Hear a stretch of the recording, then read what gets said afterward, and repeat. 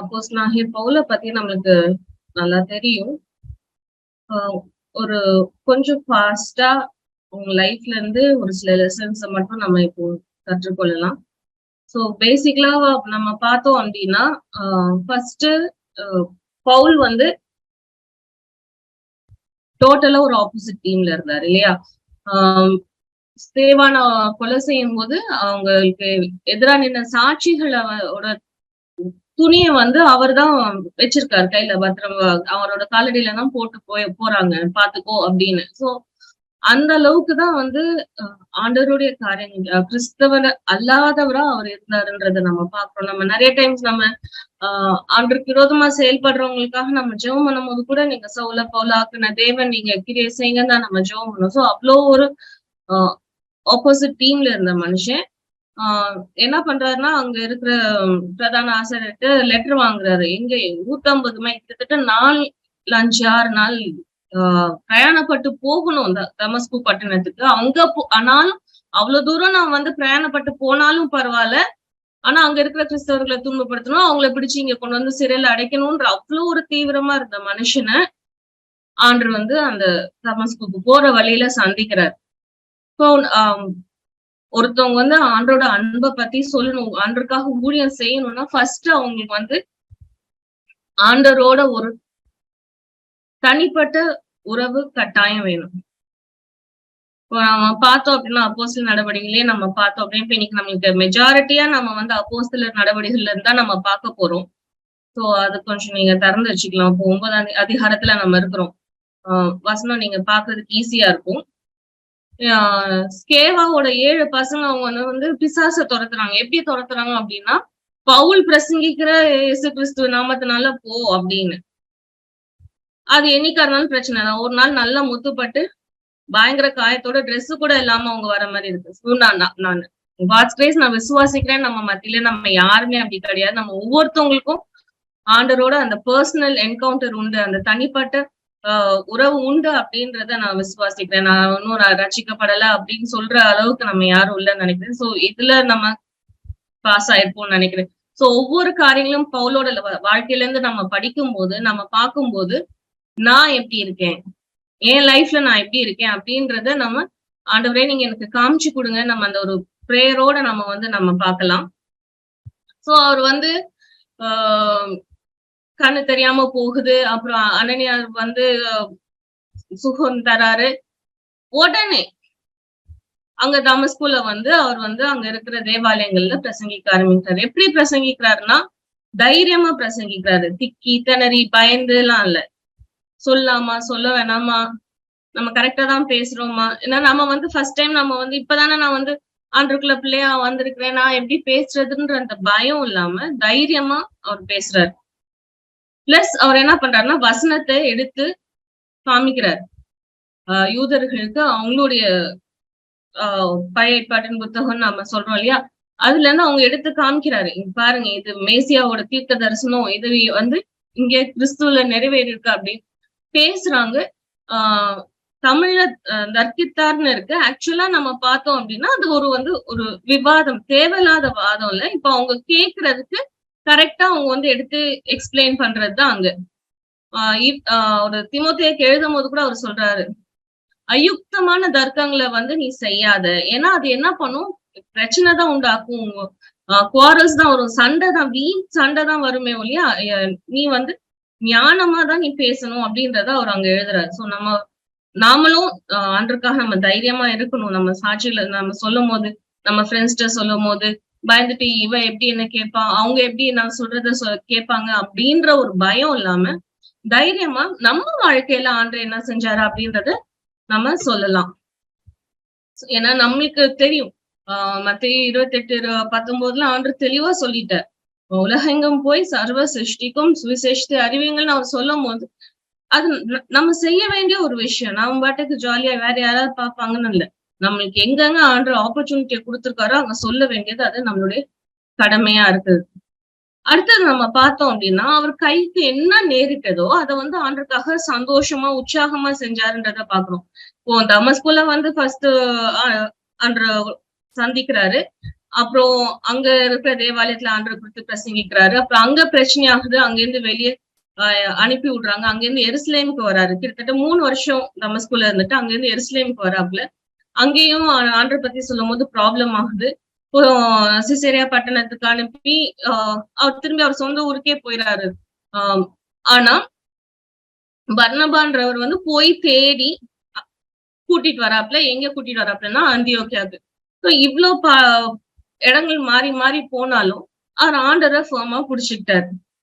அங்க அந்தியோக்கியால போய் அவங்க என்ன பண்றாங்க அப்படின்னு பார்த்தோம்னா, 1 வருஷம் அங்க இருக்கிற சபைக்கு அங்கதான் வந்து ஃபர்ஸ்ட் கிறிஸ்தவர்கள் அப்படின்ற பேரே வருது.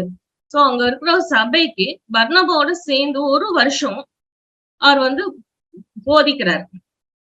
நான் இப்படிதான் இருப்பேன், அப்படிதான் இருப்பேன், இது இல்ல அது இல்லன்னு இல்ல. அவர் கிடைச்ச ஆப்பர்ச்சுனிட்டி அவர் வந்து அவர் யூஸ் பண்றாரு. ஆண்டுக்காக வந்து அதை வைராக்கியமா அதை செய்யறாரு. அப்புறம் பார்த்தோம் அப்படின்னா யூதேயால இருந்து ஒரு சிலவங்க வராங்க. அந்த டைம் வந்து ஒரு பஞ்சம் வருது. அப்ப இங்க அந்தியோக்கியால இருக்கிறவங்கள நம்ம யூதேல இருக்கிற சகோதரர்களுக்கு நம்ம வந்து சப்போர்ட் பண்ணணும், அவங்களுக்கு நம்ம உதவி செய்யணும் அப்படின்னு அவங்களுக்கு இருக்கிற அந்த காசெல்லாம் சேர்த்து போட்டு கொடுத்து விடுறாங்க. யார் கையில கொடுத்து விடுறாங்க அப்படின்னா பவுலும் பர்னபாவையும் தான் அவங்க கிட்டதான் கொடுத்து விடுறாங்க. அப்போ அந்த அளவுக்கு அவர் வந்து நம்ப தகுந்தவரா இருந்தார். காசு விஷயத்துல இருக்கட்டும், அவங்க கேரக்டரா இருக்கட்டும், இதை நம்ம டீம் போய் அனுப்பணும் அப்படின்னா கரெக்டா நம்ம சொன்ன காரியங்களை செய்வாப்ல, சொன்னதை செஞ்சு முடிப்பாப்ல. 12:25 பார்த்தா அப்படின்னா முடிச்சுட்டு திருப்பி வராங்க. சோ அப்படி நம்ப தகுந்தவங்களா இருந்தாங்க. இந்த வேலையெல்லாம் நான் செய்ய மாட்டேன், இதெல்லாம் ஒரு விஷயமா, இங்க இருந்து அவ்வளவு தூரம் நான் போகணுமா, இதெல்லாம் எனக்கு ஒத்து வராது அப்படின்னு இல்ல.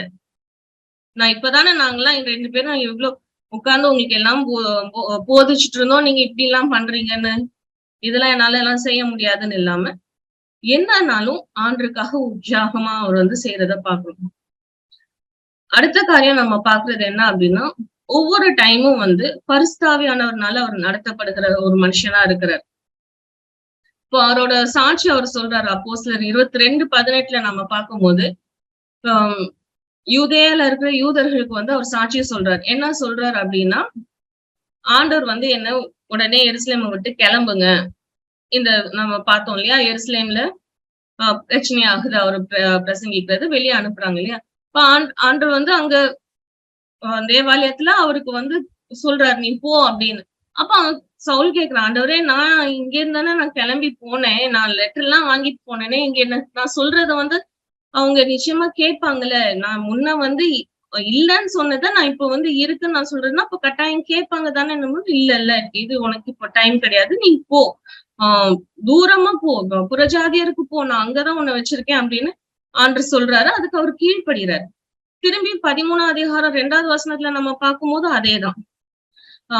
எல்லாரும் கூடி ஜெபம் பண்றாங்க.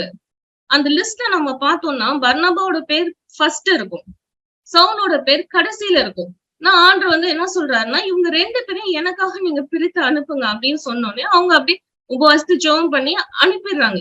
எங்க போகணும் என்ன ஏது தெரியாது. 4வது வசனம், ஆவியானவர்னால அவங்க நடத்தப்படுறாங்க. திரும்பி 9வது வசனத்துல போங்க, பரிசுத்தாவினால நிரப்பப்பட்டு அவர் அங்க ஒரு இந்த ஆண்டவருக்கு விரோதமா பேசுறவங்களை பார்த்து கடிந்து கொள்றத நம்ம பாக்குறோம். சோ ஒவ்வொரு டைமும் ஆவியானவர்னால நடத்தப்படுற ஒரு அனுபவம் அவருக்கு இருக்கு. நம்ம லைஃப்ல அப்படி இருக்குதா நம்ம பாக்கலாம். நீ இதை செய், நீ இப்படி போ, நீ இங்க இரு, இது நீ பேசு, நீ தைரியமா இரு, நான் கூட இருக்கிறேன் அப்படின்ற ஆவியானவரோட அந்த நடத்தல நமக்கு இருக்குதா அப்படின்றத நம்ம பார்ப்போம். 16:6-7 எல்லாம் நம்ம பார்த்தோம் அப்படின்னா, ஆசியாவுக்குள்ள நீ போகாத, மீசியா பட்டணத்துக்குள்ள நீ போகாத, வேண்டாம், இப்போ இது டைம் இல்ல அப்படின்னு ஆண்டவர் சொல்றாரு. ஃபர்ஸ்ட் ஒரு இடத்துல ஆண்டவர் நீ போ அப்படின்னு சொல்றாரு, ஒரு இடத்துல நீ போகாத அப்படின்னு சொல்றாரு. அப்ப அதுக்கு அவங்க வந்து கீழ்ப்படுகிறாரு. சவுல் வந்து கீழ்ப்படுகிறார். என்ன ஆண்டவரே, நான் இப்பதான் நாங்க வந்து ஃபர்ஸ்ட் ரவுண்ட் நாங்க முடிச்சுட்டு நான் செகண்ட் ரவுண்ட் நான் என்ன பண்ணல, எல்லாரும் எப்படி இருக்காங்கன்னு நான் பார்க்கதான் நான் வந்தேன். நீங்க ஒரு ரூட்டை மாத்துறீங்களேன்ட்டு ஆண்டவர்கிட்ட போராடிட்டு ஆண்டவர் சொல்ற பேச்சு கேட்காம போகல. கீழ்ப்படுகிற மனுஷனா அவர் இருக்கிறார். அடுத்த காரியம் நம்ம பார்த்தோம் அப்படின்னா, ஆண்டவர் 4 வழி நடத்தும் போது அவர் மூலியமா ஆண்டவர் நிறைய அற்புதங்களை அடையாளங்களை செய்யறாரு. ஈவன் ஒரு கர்ச்சீஃபா இருக்கட்டும், அவங்க மேல போட்டிருக்க கச்சையா இருக்கட்டும், அந்த துணிய வந்து சீக்கா இருக்கிறவங்க மேல பட்டா கூட அவங்க வந்து சுகப்படுற அளவுக்கு ஆண்டவர் வந்து அற்புதங்களை அதிசயங்களையும் செய்யறாரு. ஈவன் ஒரு பையன் மேல இருந்து கீழே விழுந்துடுறான், செத்து போயிடுறான், அவன் உயிரோட வரான். பிறவியில இருந்தே சப்பானியா இருக்கிற மனுஷன் அவரை எழுப்பி நடக்க வைக்கிறார். சோ நிறைய காரியங்கள் ஆண்டவர் அவர் மூலியமா செய்யறத நம்ம பாக்குறோம். அடுத்தது நம்ம பார்த்தோம் அப்படின்னா 22:22-24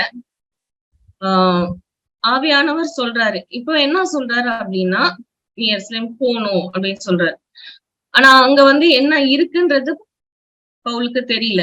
ஆனா எது மட்டும் இருக்குன்னு ஷூரா தெரியுது, சிறையிருப்பும் பிரச்சனைகளும் இருக்குன்றது ஷூரா தெரியுது. ஆனா அதுக்காக ஐயோ பிரச்சனையா, ஏன்னா அங்க துன்பப்படுத்துவாங்களா, என்னை வந்து சிறையில போட போறாங்களா அப்படின்னு பயந்து அவரு பின்வாங்காம ஆவியானவர் சொல்றாரு நான் போறேன் அப்படின்னு தான் அவரு கிளம்பி போறதுதான் நம்ம பாக்குறோம். இன்னொரு ஒரு விஷயம் நம்ம பவுல் கிட்ட இருந்து கத்துக்கொள்ள வேண்டியது என்ன அப்படின்னா, அவர் வந்து டீமா வேலை பார்த்தாங்க. ஃபர்ஸ்ட் நம்ம அப்போஸ்தலர் பார்க்கும் போது பர்னபாவும் சவுலும் அப்படின்னு தான் இருக்கும். அப்புறம் அந்த மிஷினரி ஜார்னிலே பார்க்கும்போது அந்த ஆர்டர் மாறிடும், பவுலும் பர்னபாவும் அப்படின்ட்டுன்னு. ஆனாலும் அந்த டீம் தான். ஃபர்ஸ்ட் டைம் அவங்க வந்து பிரயாணப்பட்டு போகும்போது மார்க்க கூட்டிட்டு போறாங்க. செகண்ட் டைம் வந்து பார்க்கும்போது அவங்க ரெண்டு பேத்துக்கும் பிரச்சனை வருது. ஆனாலும் அவர் வந்து போ அப்படின்னு தனியா போகல. சீலாவை கூட்டு போறாரு. அப்புறம் அங்க லிஸ்திரா பட்டணம் தர்பே பட்டணத்துக்கு வரும்போது தீமோத்தேயு சேர்றாப்ல, லூக்கா ஒரு இடத்துல சேர்றாப்ல, தாயு சேர்றாப்ல. இப்படி அவரோட டீம் வந்து நாளுக்கு நாள் பெருசாயிட்டே தான் போகுது. நான் பெரிய ஆளு, நான் தனியா செஞ்சுக்குவேன், யாரோட ஹெல்ப்பும் எனக்கு வேண்டியது இல்லை அப்படின்னு அவர் என்னைக்குமே அவரு தனியா நின்னது கிடையாது. இப்போ ஒவ்வொரு இடமா அவங்க வந்து சுவிசேஷத்தை சொல்லி வரும்போது தெசலோனிக்கா பட்டணத்துல ஆண்டரோட அன்பை சொல்லிட்டு இருக்கும் போது அங்க வந்து பிரச்சனை ஆகுது. சோ அங்கிருந்து கிளம்பி வெரையா பட்டணத்துக்கு வராங்க.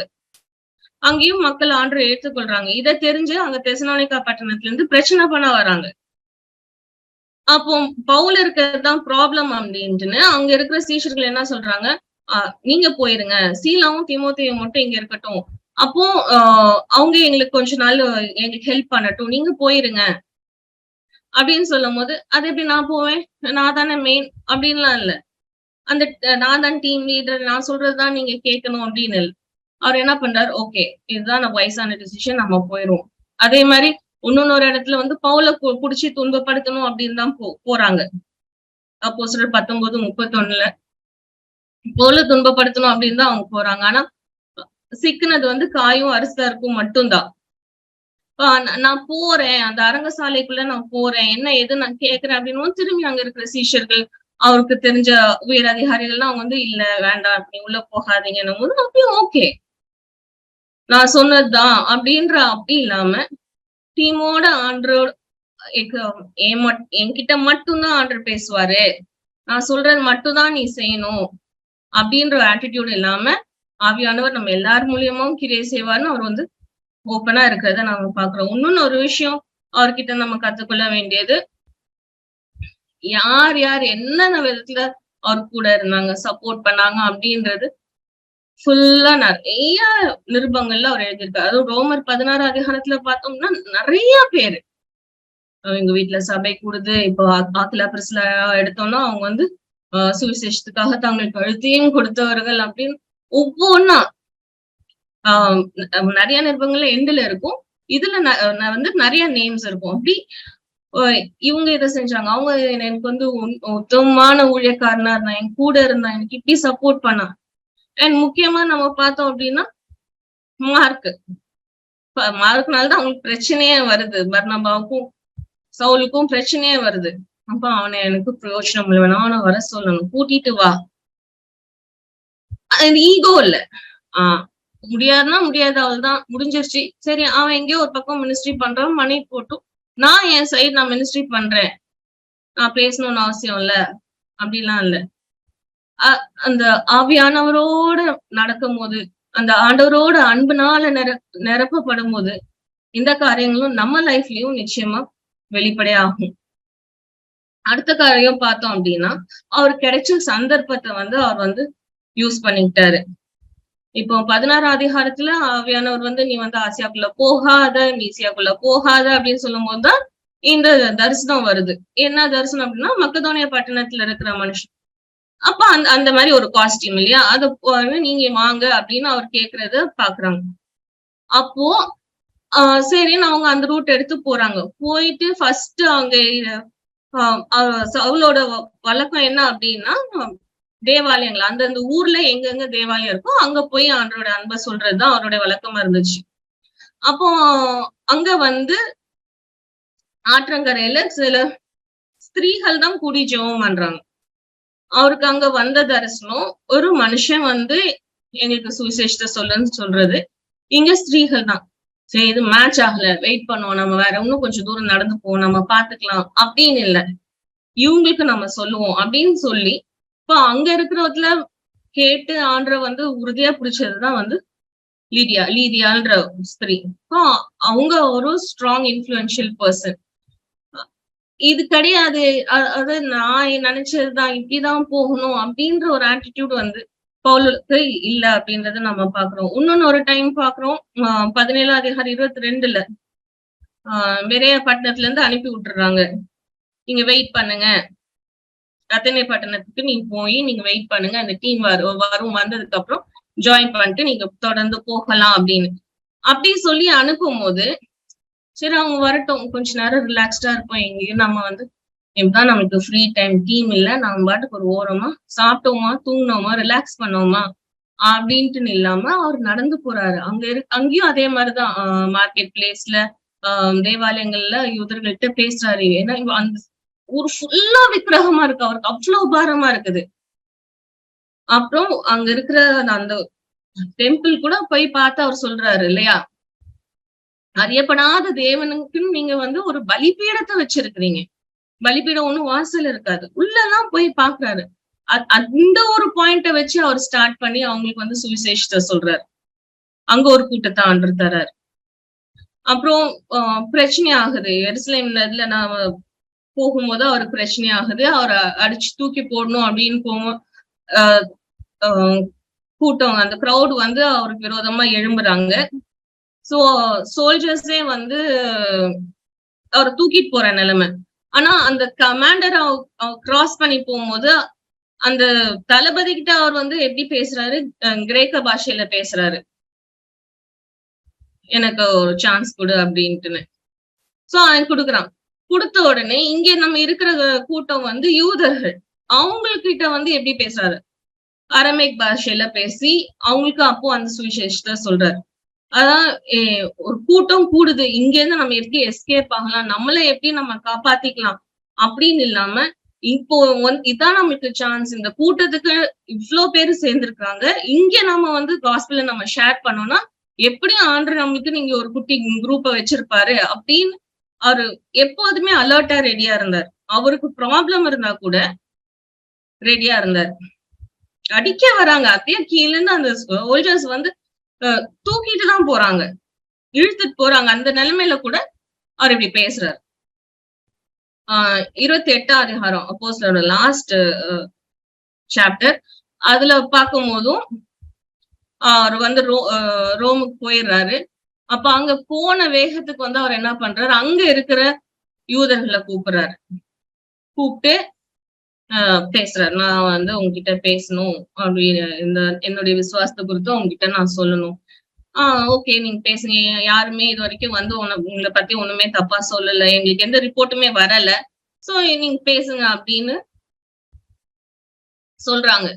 இப்போ அவரு ஃபர்ஸ்ட் ரோமுக்கு வந்துட்டாரு. இன்னும் அவருக்கு விரோதமா கேஸ் போட்டவங்க இன்னும் வரல. அந்த டைம் அவர் வந்து யூஸ் பண்றாரு.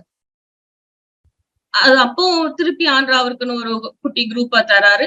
அவங்க வந்து போய் அவர் சொல்ற டீச்சிங்ஸ்ல அவங்க வந்து வளர்றத நம்ம பார்க்கலாம். சோ ஒவ்வொரு டைமும் வந்து இப்போ நான் வந்து ஆண்டரை பத்தி சொல்லிட மாட்டேனா, இப்ப நான் ஆண்டரை பத்தி சொல்லிட மாட்டேனா அப்படின்ட்டுன்னு எப்போதுமே அவரு அலர்ட்டா இருக்கிறத நம்ம பாக்குறோம். என்னதான் பிரச்சனை வந்தாலும், எவ்வளவுதான் போராட்டம் வந்தாலும் ஆண்டருக்காக நிற்பேன் அப்படின்ற ஒரு வைராக்கியம் பவுலுக்கு இருந்துச்சு. ஃபர்ஸ்ட் நம்ம பார்த்தோம் அப்படின்னா, பர்னபாவும் பவுலும் தான் வந்து கிளம்பி போறாங்க. ஒரு ரவுண்ட் முடிச்சாச்சு. அந்தியோகியால இருந்து கிளம்பி ஒவ்வொரு ஊரா போய் ஆண்டவரோட அன்பை சொல்லிட்டு ரிட்டர்ன் ஆயாச்சு அந்தியோகியாக்கு. திருப்பி போகலான்னும் போதுதான் அந்த பிரச்சனை. மார்க்க வச்சுட்டு ஒரு பிரச்சனை, கூட்டு போலாம் அப்படின்னு பர்னபா. இல்ல அவன் பாதி வழியிலே நம்ம விட்டுட்டு போனான்னு பவுல். சோ ஒரு ஷார்ப் டிஸ்அக்ரிமெண்ட். அவ்வளோ ஒரு ஸ்ட்ராங்கா 2 பேரும் வந்து இல்ல கிடையவே கிடையாதுன்னு 2 பேரும் அவங்க பிடிச்சது நின்னுட்டு இருக்கும்போது அது எவ்வளவு பெயின்ஃபுல்லா இருக்கும். சீஷர்கள் ஏத்துக்கொள்ளாத நேரத்துல அவர் திரும்பி அவளோட ஊருக்கு போறாரு, தார்சஸ்க்கு போறாரு. அங்க போன மனுஷனை போய் தேடி கூட்டிட்டு வந்தது பர்னபா. மிஷினரி ஜேர்னிக்கு இவங்களை அனுப்புங்க அப்படின்னு ஆண்டு சொல்லி 2 பேருமா தான் அவங்க போறாங்க. எல்லாம் பண்ணி அவ்வளவு க்ளோஸா பர்னபாவும் பவுலும் இருந்து அவங்க பிரிஞ்சு போறாங்க. அது எவ்வளவு ஒரு மனவேதனையா இருக்கும். அதுதான் இனிமே எனக்கும் மினிஸ்ட்ரிக்கும் சம்பந்தமே இல்லை. என்னாலாம் மினிஸ்ட்ரி எல்லாம் பண்ண முடியாது. போதும், எல்லாம் போதும். ஆண்டவரே நான் நல்லபடியா இருக்கிறேன், ஏன்னா பரலோகத்துக்கு சேர்த்துக்கோங்க அப்படின்ட்டு நான் அவர் வந்து விடல. சீலாவை கூட்டிட்டு போறவெல்லாம் ஆண்டு திமுத்தியை தராரு, ஒவ்வொன்னும் ஒவ்வொருத்தவங்களே தராரு. சோ ஆண்டு என்ன புடிச்சிட்டாரு, நான் போவேன். அந்த வைராக்கியம் பவுலுக்கு இருந்தது. நம்மளுக்கு இருக்குதா அப்படின்னு நம்ம பார்ப்போம். இல்லைன்னா ஆண்டுகிட்ட கேட்போம், நிச்சயமா நம்மளை பலப்படுத்துவார். அடுத்தது இப்படி ஒரு இடமா சொல்றாங்க second missionary journey, third missionary journey போகுது. எபேசு சபையில நிறைய நாள் ஆக்சுவலா அவர் டைம் ஸ்பெண்ட் பண்றாரு. கிட்டத்தட்ட 3 வருஷம் அவங்களோட அவர் டைம் ஸ்பெண்ட் பண்றாரு. திருப்பி அவங்கள போய் பார்த்துட்டு கிளம்பும் போது அவங்க அழுகுறாங்க. ஏன்னா சொல்லியாச்சு, நான் திரும்பி உங்களை பார்ப்பேன்னு எனக்கு தோணல அப்படின்னு அவர் சொல்றாரு. அந்த கான்டெக்ட்ல தான் அவர் வந்து சொல்றாரு, நான் எனக்கு வந்து எருசலேமுக்கு நான் போகணும், எனக்கு பிரிசன்ஸ் அண்ட் ஹார்ட்ஷிப்ஸ் தான் இருக்கு, எனக்கு ஆண்டவர் வந்து பிரச்சனை இருக்கும்னு சொல்றாருன்னு சொல்லும் போது அவங்களுக்கு இன்னும் வேதனையா இருக்கு. ஐயோ பவுல் நம்ம கூட இருந்தா நல்லா இருக்கும், அவரை விட்டு போவேனா அப்படின்லாம் அவங்க ஃபீல் பண்றாங்க. 22ஆம் அதிகாரம் வசனம் இங்கிலீஷ்ல பார்க்கும்போது அவ்வளவு அழகா இருக்கு. After we have torn ourselves away from them, அவங்களை விட்டு நாங்க பிரியறது வந்து எப்படின்னா அப்படியே ரொம்ப அழுது அப்படி பிச்சுட்டு போனோம் அப்படின்ற இதுதான் அங்க. ஆனா அவரு பிச்சுட்டு தான் போனாரு. எவ்வளவுதான் பீப்புள் வந்து இது பண்ணாலும் இல்ல, இதுதான் ஆண்டவர் எனக்கு கொடுத்த பாதை.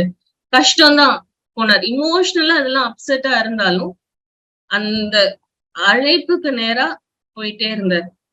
அண்ட் அகைன் நம்ம பார்த்தோம் அப்படின்னா ஃபுல்லா ஒரு ஊர் போவாங்க, அந்த ஊர்ல ஆண்டரை பத்தி சொல்லுவாங்க. ஆண்டவர் வந்து அவங்களுடைய வார்த்தைய அற்புதங்கள்னாலையும் அடையாளங்கள்னாலையும் உறுதிப்படுத்துவாரு. ஒரு கூட்டம் மக்கள் வருவாங்க. அப்புறம் அவங்க ஒரு கூட்டத்துக்கு வந்து ஒரு பொறாமை, ஒரு எரிச்சல் வரும். நம்ம கிளஸ்டர்ல கூட நம்ம மெடிடேட் பண்ணுவோம் இல்லையா? பிரச்சனை வரும். அப்புறம் அங்க இருந்து கிளம்பி போகணும். ஒண்ணு அடிச்சு போடுவாங்க. ஈவன் ஒரு இடத்துல பார்த்தோம் அப்படின்னா கல்லெறிய படுறாரு. பர்னபாவும் பவுலும் கல்லெறிய பட்டு கொரிந்துன்னு நினைக்கிறேன். அவங்க செத்து போயிட்டாங்க, நினைச்சிட்டு போறாங்க. அதுக்கப்புறம் திரும்பி அவங்க எழும்பி திரும்பி வராங்க. அந்த மாதிரிலாம் சிச்சுவேஷன்ஸ் 2 கொரிந்தியர் 11 அதிகாரத்துல நம்ம பார்த்தோம் அப்படின்னா அவருக்கு எவ்வளவு 5 தடவை அந்த யூதர்கள் 39 தடவை அடிப்பாங்க. அது அடி வாங்குறாரு, கல்லெறியப்படுறாரு, கப்பல்ல போகும்போது பிரச்சனை, இவ்வளோ ரெக்கார்ட்ஸ், இவ்வளவு கஷ்டப்படுறாரு. ஆமா ஆண்டவரே போதும், இவ்வளவு வந்துட்டேன், இதுக்கு மேல என்னால முடியாது, நீங்க என்ன கம்ஃபர்டபுளா வச்சுக்குவீங்கன்னா நான் இருக்கிறேன். எவ்வளவு நாள் நானே அடி வாங்கிட்டே இருக்கேன், நான் கஷ்டப்பட்டுட்டே இருக்குது, இதுக்கு மேல என்னால முடியாது, என்னை விட்டுருங்கன்னு அவர் சொல்லல. இதனாலும் பரவாயில்ல. நிருபங்கள்ல கூட நம்ம பாக்குறோம், அவரோ பிலிப்பியர் நினைக்கிறேன், அந்த காயங்கள் வந்து என் மேல இருக்கிற அளவுக்கு வேணாலும் நான் ஐம் வில்லிங், எப்படியாவது நான் வந்து கிறிஸ்துவோட இருக்கணும் அப்படின்னு அவர் சொல்றாரு. அந்த அளவுக்கு ஆண்டவருக்காக வைராக்கியமா இருந்தார். என்ன இருந்தாலும் சுவிசேஷத்தை வந்து கொஞ்சமும் டைல்யூட் பண்ண, சரி போனா போது மத்தவங்க சொல்றாங்களே இப்படி இருந்தா இன்னும் கொஞ்சம் ஈஸியா இருக்குமே அப்படின்ற விஷயத்துல அவர் காம்ப்ரமைஸ் பண்ணவே இல்லை, விட்டு கொடுக்கவே இல்லை. இப்ப வந்து விருத்த சேதனம் பத்தி பேசுறாங்க. யூதேயால இருந்து வந்த யூதர்கள், அவங்க வந்து யூதரா இருந்து இப்போ ஆண்டவர் பிள்ளையா கிறிஸ்தவர்களா மாறினவங்க அவங்க என்ன சொல்றாங்கன்னா கட்டாயம் விருத்த சேதனம் பண்ணணும் அப்படின்னு. அதுல கிடையவே கிடையாது. ஸ்ட்ராங்கா நிக்கிறாங்க. அந்தியோக்கியாலன்னு திரும்பி போறாங்க, எருசலேம் போறாங்க, பேசுறாங்க, வைக்கிறாங்க. அப்போஸ்தலர்களோட அந்த டிஸ்கஷன் எல்லாம் நடந்து ஷூரா இது தேவையில்ல அப்படின்ற ஒரு ரிட்டன் லெட்டரோட அவர் திரும்பி வர்றாரு. எப்போ வந்து டீம் பேச்ச கேட்கணும், எப்போ வந்து இது ஆண்டரோட சத்தம் இல்ல அப்படின்ற அந்த டிசர்ன்மெண்ட்டும் அவருக்கு இருந்தது. அப்போஸ்தலர் 16 அதிகாரத்துல பார்க்கும்போது பெரிய சப்பானியா இருந்தவனா எழுப்பி நடக்க வைக்கிறாங்க. அப்போ வந்து பவுலும் பர்னபாவும் வந்து கடவுளா பாக்குறாங்க. யூபிட்டராவும் மெர்க்குரியாவும் பார்த்து அவங்களுக்கு வந்து பூஜை பண்ண வராங்க. ஒரு மிரக்கல் நடக்குது. பீப்புள் எல்லாம் மகிமைப்படுத்தும் போது சந்தோஷமா ஆமா நாங்க தான் பண்ணோம் அப்படின்ட்டு அவங்க உட்கார்ல. ஐயோ நாங்க இல்ல, ஆண்டவர் தான். அப்படியே சட்டை கிழிச்சிட்டு அந்த கூட்டத்துக்குள்ள போறாங்கன்னா அப்ப எவ்வளவு வேதனை அவங்களுக்கு இருந்திருக்கும். மக்கள் எங்களை போய் மகிமைப்படுத்துறாங்க, இது ஆண்டு தானே, ஆண்டு செய்யறது தானே நம்ம காமிக்க வந்திருக்கிறோம். எப்பயுமே அந்த கணத்தை வந்து அவங்க எடுத்துக்கல. மக்கள் பிரஷர் பண்ணா கூட எடுத்துக்கல. ஆக்சுவலா அப்பதான் வந்து அவங்கள அடிச்சு போட்டு போறாங்க.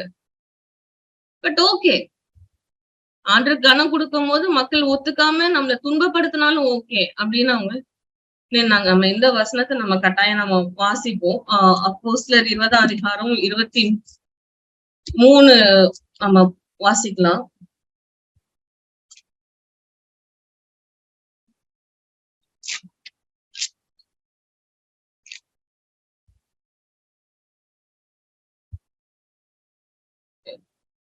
அப்போஸ்தலர் 20, 23, 24. சாரி, டைப்பிங் மிஸ்டேக் ஆயிருக்கு. கட்டுகளும் உபத்திரவங்களும் எனக்கு வைத்திருக்கிறது என்று பரிசுத்த ஆவியானவர் பட்டணந்தோறும் தெரிவிக்கிறதை மாத்திரம் அறிந்திருக்கிறேன். ஏதோ ஒரு ஊர்ல கிடையாது, ஒவ்வொரு பட்டணத்திலையும். ஆகிலும் அவைகளில் ஒன்றையும் குறித்து கவலைப்படேன். பிரச்சனை இருக்கு, போராட்டம் இருக்குன்னு நான் வந்து கவலைப்பட மாட்டேன். என் பிராணனையும் நான் அருமையாக எண்ணேன். ஐயோ நான் செத்து போயிட்டா அடுத்தது யாரு என்ன பண்ணுவா? இல்ல, என் ஓட்டத்தை சந்தோஷத்தோட முடிக்கவும் தேவனுடைய கிருபையின் சுவிசேஷத்தை பிரசங்கம் பண்ணும்படிக்கு நான் கர்த்தராகிய இயேசுவினிடத்தில் பெற்ற ஊழியத்தை நிறைவேற்றவுமே விரும்புகிறேன். இவ்வளவுதான் என்னுடைய வாஞ்ச.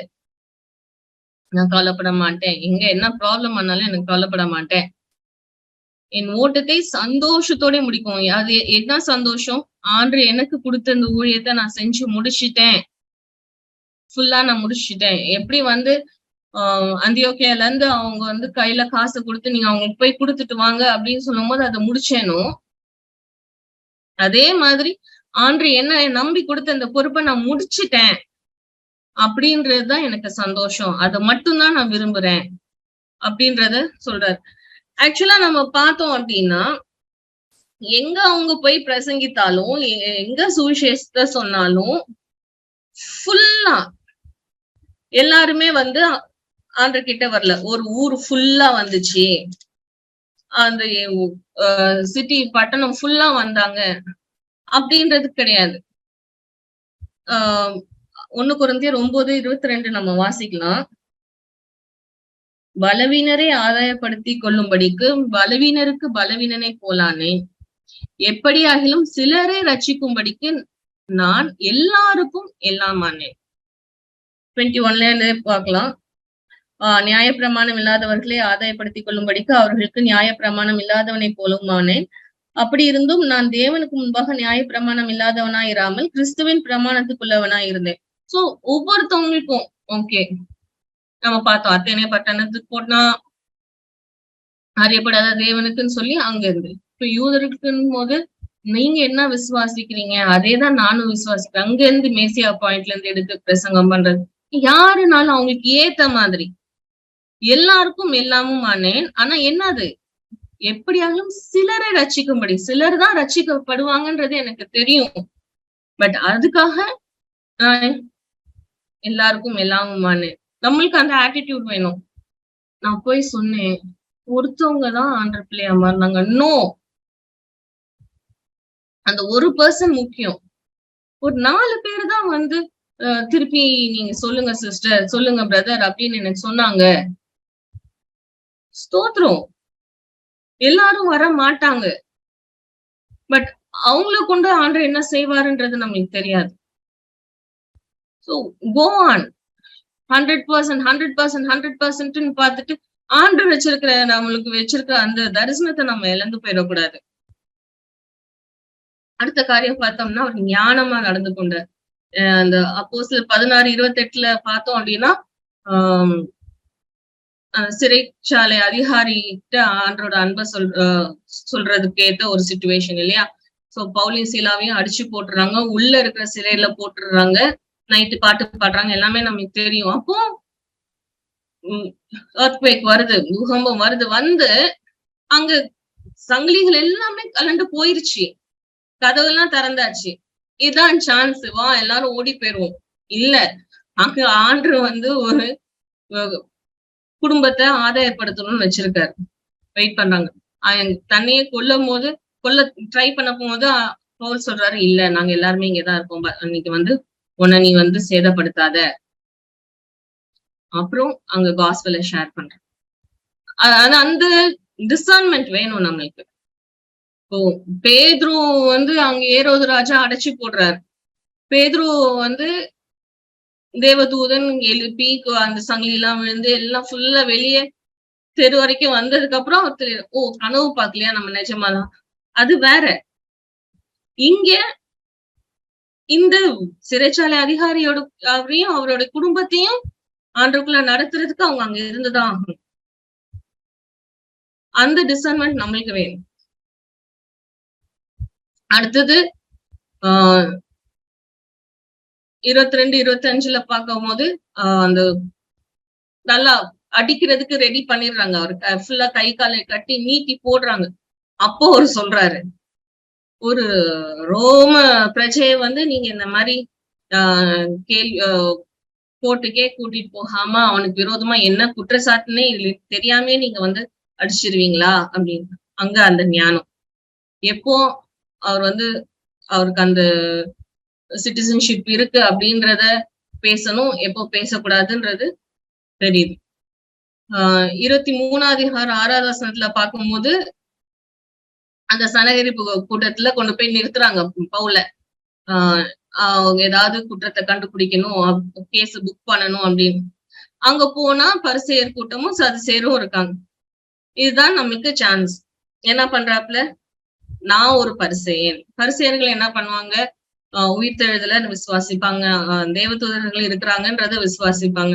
இப்போ நான் அதைதான் நான் விசுவாசிக்கிறேன், அதனாலதான் நான் இப்ப வந்து இங்க மாட்டிக்கிட்டேன் அப்படின்னு சொன்னோடனே அவங்க 2 பேத்துக்குள்ள ஒரு சண்டை வந்தது. இப்போ பால் வந்து அங்க எஸ்கேப் ஆன மாதிரி ஆகுது. அவங்க ஹேண்ட் ஓவர் பண்றாங்க, பட் அங்க ப்ராப்ளம் ஆகல. அதான் பாக்குறோம். 23வது அதிகாரத்துல பார்த்தோம்னா அவரை கொல்ல ட்ரை பண்றாங்க. அவங்க ஒரு டீம் ஆஃப் பீப்புள் வந்து அவ்வளவு நம்ம கொன்னாலொழியே நம்ம வந்து சாப்பிடக்கூடாது, தண்ணி குடிக்க கூடாதுன்னு ஒரு விரதம் எடுக்கிற மாதிரி நிக்கிறாங்க. அந்த விஷயம் பவுலோட சொந்தக்கார பையனுக்கு தெரியுது. இப்போ வந்து ஜெயில சொல்லும் போது டைரக்டா அந்த பையனை அந்த அதிகாரிக்கு தான் அனுப்புறாங்களே ஒழிய நடுவுல யார்ட்டையும் சொல்ல விடல. அந்த ஞானம். அப்புறம் 25வது அதிகாரத்துல பார்த்தோம் அப்படின்னா பவுல வந்து விசாரிக்கிற மாதிரி கூட்டிட்டு வர சொல்லணும். கூட்டிட்டு வர வழியில அவனை கொண்டுறணும்ன்றதுதான் யூதர்களுக்கு பிளான். அது தெரிஞ்சுட்டு அவர் வந்து என்ன சொல்றாரு, அங்க குற்றச்சாட்டு அவர் மேல ஃபேமா போடுறதுக்கு ஒண்ணுமே இல்லை. அவர் என்ன சொல்றாரு, நான் ராயனுக்கு அபயமிடுகிறேன். அந்த சமயத்துக்கு ஏற்ற வார்த்தையை ஆண்டு தராரு, இந்த ஞானத்தை தராரு. அதை அவர் வந்து யூஸ் பண்றத நம்ம பாக்குறோம். இது இப்போ ஒண்ணும் செய்ய வேணாம், இப்ப நைட்டு தானே, அப்புறம் நாளைக்கு பாத்துக்கலாம், அப்புறமா பாத்துக்கலான்ட்டு எந்த காரியத்தையும் அவர் வந்து அப்புறம் செய்யலாம்னு தள்ளி போடல. இப்போ நம்ம அந்த சிறைச்சாலை அதிகாரியோட குடும்பத்துக்கு அவர் வந்து ஞானஸ்நானம் கொடுக்கறது அந்த ராத்திரி நேரத்துல. அவங்க ராத்திரி நேரத்துலதான் பாட்டு பாடுறாங்க, சிறை கதவுகள் திறக்குது பூகம்பத்தினால. காஸ்பல் ஷேர் பண்ணி எல்லாமே அப்புறம் பாத்துக்கலாம், இது எப்படியும் நம்மள வந்து இவங்க எல்லாம் விடுதலை பண்ணுவாங்களே, அப்புறம் பாத்துக்கலாம். இல்ல, இமீடியட்டா உடனே அந்த டைமே அவங்களுக்கு அவர் வந்து ஞானஸ்நானத்தை கொடுத்துட்டு காலையில கேஸ் அது எல்லாமே போதும். பட் அந்த டைம் அதுதான் ஆப்பர்ச்சுனிட்டி டைம், செஞ்சே ஆகணும் அப்படின்னு அது எப்படி அடிச்சிருப்பாங்க, எவ்வளவு வலி வலிச்சிருக்கும். கொஞ்சம் அப்படியே ஃப்ரீயா ரிலாக்ஸ்டா இல்ல, இது டைம் செஞ்சு ஆகணும் அப்படின்னு அவர் செய்யறத நம்ம பார்ப்போம். இன்னொன்னு ஒரு விஷயம் அவர்கிட்ட இருந்து நம்ம கற்றுக்கொள்ள வேண்டியது வந்து என்னன்னா, நம்ம சொல்லுவோம் பெரியா பட்டணத்தார் வந்து ரொம்ப நோபலானவங்க, அவங்க வந்து வசனம் இப்படிதானா அப்படின்லாம் அவங்க வந்து பார்த்தாங்க பவுல் சொல்றது அப்படின்னு. இப்ப நாம போய் ஒரு குரூப்புக்கு நமக்கு கிறிஸ்டியன் ஃப்ரெண்ட்ஸுக்கே நம்ம வந்து சொல்லுவோம், ட்ரெடிஷ்னலா கிறிஸ்டியனா இருந்திருக்காங்க இதுதான் அப்படின்னு நம்ம சொல்றோம் அப்படின்னா, நம்ம சொல்ற ஒவ்வொன்றும் கரெக்டா பைபிள்ல செக் பண்ணிட்டு இருந்தா நமக்கு நான் தான் சொல்றேன் அவங்களுக்கு நம்பிக்கையே இல்லை அப்படின்னு தானே இருக்கும். ஆனா இல்ல, டெய்லி அடுத்தடுத்த நாள் அவர் வந்து வந்து ஷேர் பண்றாரு. ஷேர் பண்ண ஒவ்வொன்றையும் அவங்க வந்து செக் பண்றாங்க. ஆனா அவர் சந்தோஷமா அவங்களுக்கு ஷேர் பண்றாரு. அந்த ஆட்டிடியூட் நம்மளுக்கும் வேணும். ஏன்னா நான் சொல்றது செக் பண்றாங்களா, இவங்க கிட்ட எல்லாம் நம்மளால போக முடியாதுன்ற ஆட்டிடியூட் நம்மளுக்கு இருக்கக்கூடாது. அடுத்தது பார்த்தோம் அப்படின்னா 3 ட்ரையல் முடிஞ்சிருது. அவர் வேற ராயனுக்கு அபயம் எடுக்கிறேன்னு சொன்னோடனே இப்போ கிளம்பி ஒரு சிறை கைதியா தான் வந்து கூட்டு போறாங்க. அப்ப கூட்டு போகும்போது இது ஃபுல்லாவே இந்த பிரயாணம், கப்பல் பிரயாணம் அந்த காரியங்கள்ல தான் நம்ம பார்க்கிறோம் 27, 28 எல்லாம். ஒண்ணு அவர் சொல்றாரு, இது டைம் கிடையாது. இப்ப நம்ம வந்து டிராவல் பண்ணோம் அப்படின்னா கப்பலுக்கு பிரச்சனை ஆகும், நம்ம எடுத்துட்டு போற சாமான்லாம் வீணா போகும் அப்படின்னு சொல்றாங்க. யாரோ நம்ம பண்ணிட்டு போட்டோம். என்னையே அவங்க வந்து இப்போ சிறை கைதியா தான் என்ன கூட்டு போறாங்க. நான் பேசாம ஒரு ஓரமா உட்கார்றேன். ரோம்ல போய் நான் வந்து ஆண்டோட அன்பை சொல்லணும் தானே ஆண்டு சொல்லியிருக்காரு. அது வரைக்கும் நான் வாயை திறக்க மாட்டேன், நான் ஒரு ஓரமா இருப்பேன் அப்படின்னு அவர் இல்ல. இல்ல இது சரியில்லை, அவங்க கேட்கல, கிளம்பி போறாங்க. சொல்ற மாதிரியே ஒரு புயல் வருது. 14 நாள் சூரியனையும் காணும், சந்திரனையும் காணும், ஃபுல் இருட்டு. ஆனாலும் அவர் வந்து உற்சாகப்படுத்துறாரு, இவ்வளவு நாள் இருந்துட்டீங்க, இனி வந்து கரை சேர்ந்துருவோம், நம்ம நீங்க கவலைப்படாதீங்க, என்னுடைய உயிர் ஆண்டு காப்பாத்துறாரு, அதுக்காக உங்க உயிரையும் சேர்த்து காப்பாத்த போறாரு, சாப்பிடுங்க அப்படின்னு என்கரேஜ் பண்றாப்ல. அதுக்கப்புறம் அங்க கரை சேர்றாங்க, மால்தா அப்படின்ற அந்த தீவுக்கு போறாங்க. அங்க இருக்கிற தலைவனோட தகப்பனை சுகப்படுத்துறதுனால அவரு வந்து அவங்கள நல்லா ட்ரீட் பண்றாங்க. எல்லாம் முடிச்சுட்டு கிட்டத்தட்ட ஒரு 3 மாசம் கழிச்சு அங்க இருந்து கிளம்பும் போது அவங்களுக்கு தேவையானது எல்லாத்தையும், அந்த ஷிப்ல வந்து 276 பேர் இருந்தாங்க. இப்ப அவங்களுக்கு தேவையான சப்ளைஸ் எல்லாமே கொடுத்து அனுப்புறாங்க. இப்ப நான் இவ்வளவுதான் என்னோட டைம் முடிஞ்சது. இது வந்து என்னோட ஒர்க்கிங் டைம் கிடையாது, இது என்னோட ஃப்ரீ டைம், இது வந்து நானே அப்செட்டா இருக்கிறேன், இதெல்லாம் எனக்கு ஒத்து வராது, போதும் அப்படின்னு அவர் வந்து வித்ட்ரா பண்ணல. அவரோட கஷ்டத்தின் மத்தியிலும் அவர் மத்தவங்களுக்கு ஒரு ஆசீர்வாதமா தான் இருந்தார். அதுவும் அந்த சிறையில இருக்கிற ஆட்கள்ல தான் அவர் நிறைய நிருபங்கள் எழுதினாரு. அதுல ஒண்ணு பிலிப்பியர். அதுல கிட்டத்தட்ட சந்தோஷமா இருங்கள், மகிழ்ச்சியா இருங்கள், களி கூறுங்கள்னு அப்படியே ஜாய் பத்தி வேர்ட்ஸ் மாறி மாறியே வந்து 4 அதிகாரத்துல கிட்டத்தட்ட 16 தடவை வர அளவுக்கு அவர் ஒரு பிளெஸ்ஸிங்கா இருந்தார். சோ அவர் வந்து ஃபர்ஸ்ட் எதுனாலும் எனக்கு ஓகே, நான் நிப்பேன், நான் செய்வேன் அப்படின்னு இருந்து ஒரு டீச்சரா அவர் வந்து மாறுறாரு. காஸ்பல் ஷேர் பண்றாரு, அப்புறம் டீச் பண்றாரு. இப்படி ஒவ்வொன்னா இதுதான் நான் செஞ்சே ஆகணும், ஆண்டோட அநாதி தீர்மானத்துல கட்டாயம் பவுல் தான் இதை செய்யணும், வேற யாராலையும் செய்ய முடியாதுன்ற அந்த நேரோ ஃபேஸுக்கு அவர் வரதை நம்ம பாக்குறோம். 3 வருஷம் கிட்டத்தட்ட எபேசு பட்டணத்துல அங்க இருக்கிற சீஷர்களை வந்து போதிக்கிறார், எச்சரிக்கிறார். இன்னும் இந்த மாதிரி ஃபால்ஸ் டீச்சர்ஸ், ஃபால்ஸ் ப்ராஃபிட்ஸ் வருவாங்கன்றத முதற்கொண்டு அவர் வந்து கள்ள போதகங்கள் இருக்குன்ற அளவுக்கு அவர் வந்து அவங்களுக்கு டீச் பண்றத நம்ம பாக்குறோம்.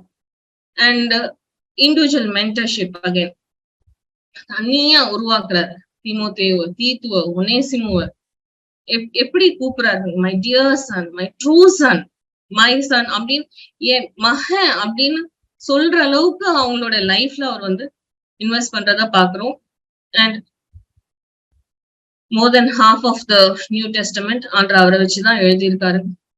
சோ அது எல்லாமே பவுல் இல்ல அப்படின்னா அது வேக்குமா தான் இருக்கும். அந்த காரியங்களையும் அவர் செய்யறதுக்கு தன்னை ஆண்டர்கிட்ட ஃபுல்லா ஒப்பு கொடுத்த மனுஷனா நம்ம அவரை பாக்குறோம். இப்போ நாம எப்படி இருக்கிறோம்? நம்ம லைஃப்ல நம்ம எப்படி இருக்கோம்? ஜெனரல் காலிங்க்கு வந்துட்டோமா? இன்னும் அங்கேயேதான் இருக்கோமா? இப்போ நம்ம கிளாரிட்டி ஆஃப் காலிங் புக்ல நம்ம பார்த்திருப்போம், வாசிச்சிருப்பீங்கன்னு நினைக்கிறேன். இல்லைன்னா ப்ளீஸ் வாசிங்க.